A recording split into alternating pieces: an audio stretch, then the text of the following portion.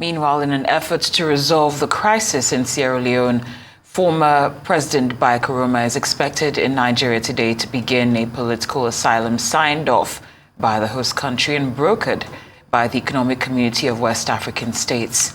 The decision was sequel to intervention by the Economic Community of West African States, which sent a high delegation to Freetown on December 23rd. This was according to a statement signed by ECOWAS President Omar Toure, which also confirmed that Bai Koroma would be leaving Freetown on Thursday, that's today, accompanied by his office manager and personal assistant. He's charged with 4 offenses, including treason for his alleged role in a failed coup attempt to topple the government of Julius Maada Bio on November 26 last year. Well, joining us now to discuss this charge of treason preferred against the former Sierra Leonean President Koroma and his coming to Nigeria for asylum is journalist Lawrence Williams, who works for Freetown Post. It's great to have you on Newsday. A very warm welcome. Now let's get straight to it. I'd like to verify some facts. There are reports emerging from Sierra Leone that the government of Sierra Leone is in fact not aware or has not signed off on an asylum deal for the former President Koroma. Is this accurate to say? What is the situation currently with the government of Sierra Leone?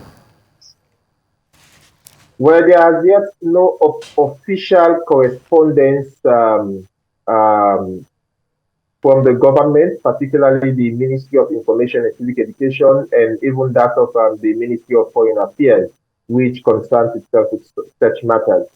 As to the veracity of the letter written by ECOWAS, and the government is yet to actually come out and state its position.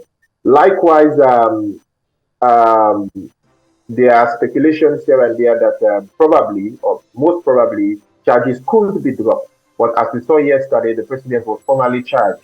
And if that letter was anything to go by, then it means the president could have left the shores of Sierra Leone. The former president could have left the shores of Sierra Leone this morning, but that is not the case.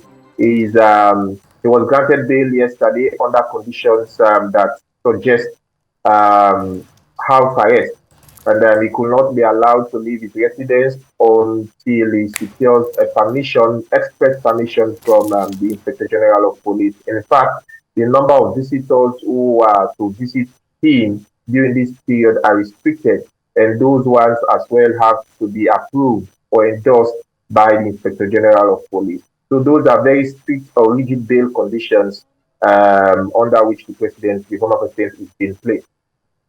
And just because I lost you for a moment, Lawrence, has he been able to fulfill those bail conditions?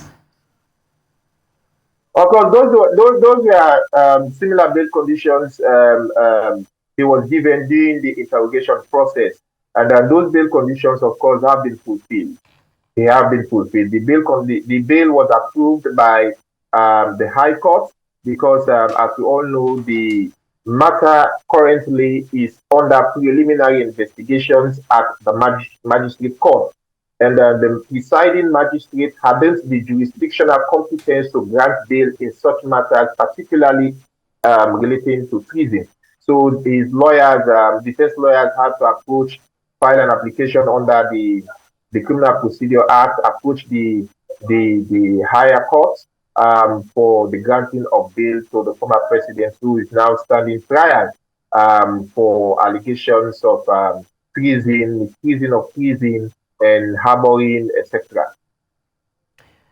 Right. Now, there's some quarters that are feeling that this is escalating tribal tensions. Of course, we know that 12 people are being indicted concerning these treason charges, and there are concerns that of these people, there are no Southerners being investigated, only Northerners. Can you give us some insight into the feeling on the ground in Sierra Leone, and if there's any merit to some of the outcry from regular people who feel this is a tribalist witch hunt? Of course, an ethno-regional division became very much more pronounced in 2018 when the government of His Excellency Julius Maada Bio took over the reins of governance. And in about a year or two after he became president, there was also another prison trial of former minister in the Anis by Kuruma's government, who was the Minister of Defense, Alfred Palo Conte. He was found not guilty. He was acquitted and discharged of treason, the offenses of treason, but rather convicted for other offenses relating to unlawful possession of a weapon.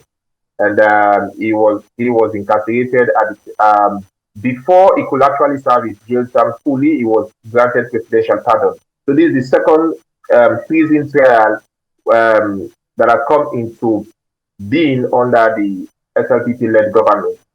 Definitely, the political tensions are rising, and of course, there are many Northerners or Northwesterners, particularly those who belong to the opposition All People's Congress Party, that feel that this is a witch hunt and that the former president granted his status as a former president and a statesman, somebody who is here going about and trying to preach peace within the ECOWAS region, shouldn't be brought into this.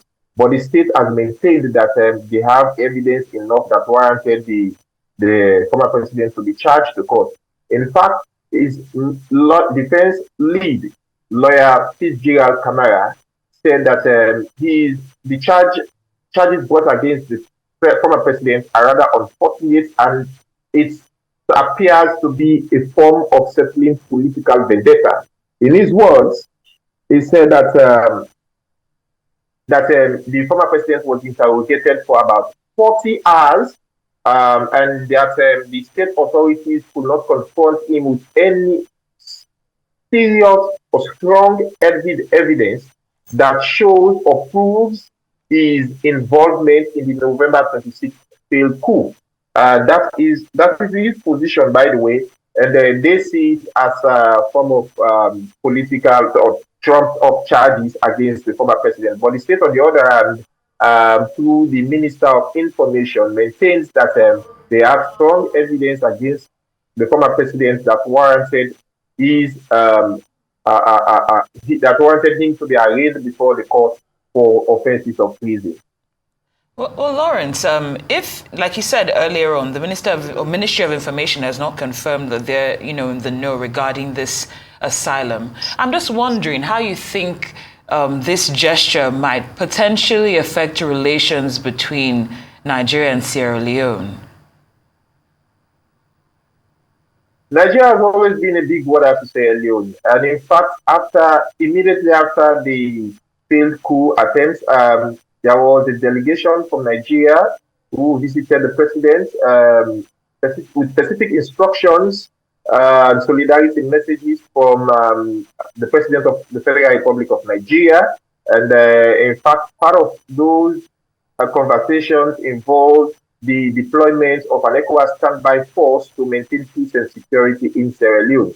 As you rightly mentioned in your intro, the ECOWAS Authority of Heads of State, Nana Akufo-Addo and President of Senegal and a few others flew in back then in late December, and had a close conversation with the President Julius Maada Bio.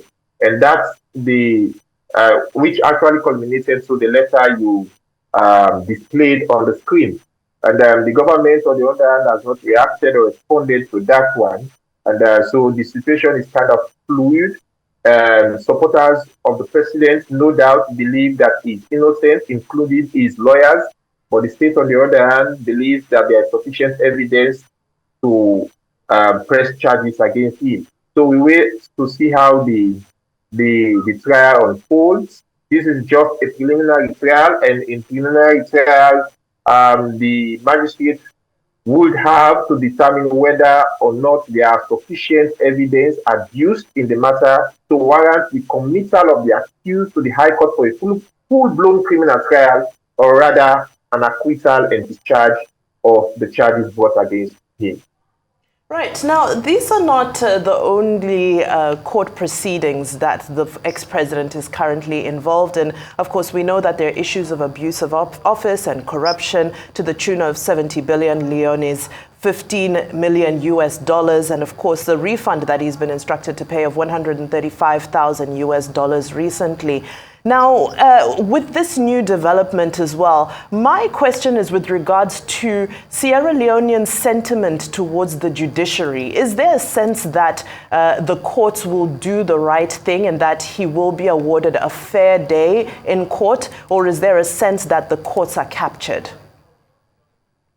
Well, there is a general perception that the wheels of justice wind and grind for those in power and their acolytes. In fact, there was a report done by some civil society organizations which labeled the judiciary among 4 most corrupt institutions in the country, inclusive of the parliament, the state house, and that of the police.